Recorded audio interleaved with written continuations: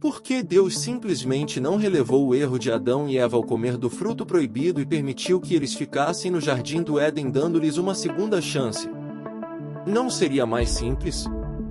O Criador não foi rígido demais? Vamos entender melhor tudo isso.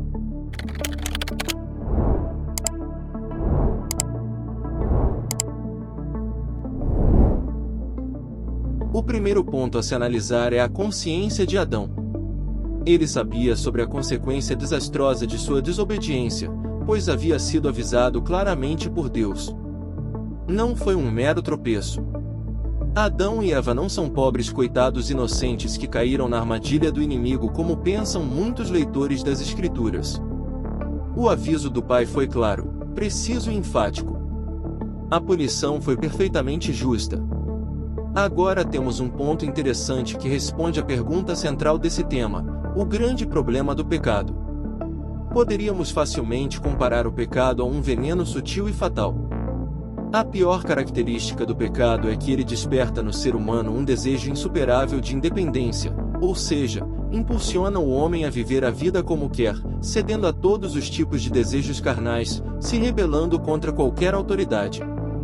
Se o Senhor simplesmente ignorasse o pecado de Adão e Eva, a comunhão entre o homem e Deus jamais seria a mesma. A relação entre a humanidade e Deus seria eternamente impossível, pois o ser humano sempre desejaria viver como quer, rebelando-se assim contra o Criador. A única dimensão do ser humano que se ligava com o Criador, o espírito do homem, foi morto após a ingestão do pecado.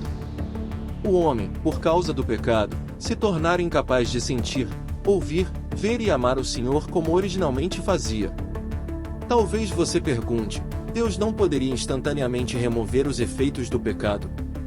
O Senhor pode fazer qualquer coisa, mas ele jamais agirá injustamente.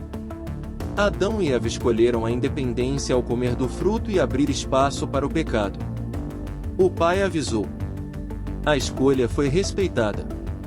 Somente um tratar santo, poderoso e profundo de dentro para fora poderia enfraquecer os efeitos do pecado e possibilitar a paz entre o Senhor e a humanidade, a habitação do Espírito Santo. Para que o Espírito de Deus pudesse habitar no homem para limpá-lo e torná-lo perfeito novamente, foi necessária a justificação do pecado. Um sacrifício puro de proporções infinitas deveria ser realizado para aplacar a ira santa e justa de Deus contra o pecado presente no homem. Deus, então, envia seu Filho unigênito, perfeito, sem mancha alguma, para tomar o cálice da ira de Deus contra o pecado até a última gota. Imagine Jesus dizendo: Pai, descarregue sobre mim toda a sua ira contra o pecado para que jamais haja acusações contra os teus escolhidos. Satanás não poderá mais os acusar, pois o castigo devido será pago totalmente por mim. Jesus toma sobre si toda a dor que o homem pecador merecia e faz justiça contra o pecado.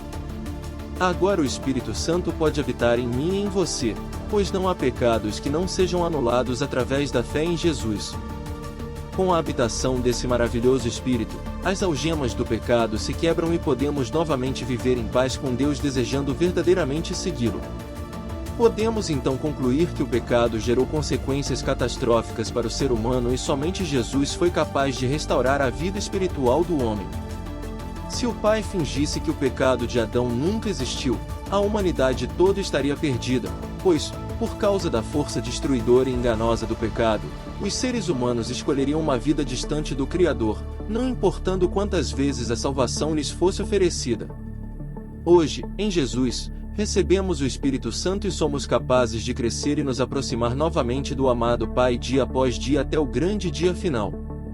Cresçamos em tudo, para a glória de Deus. Amém.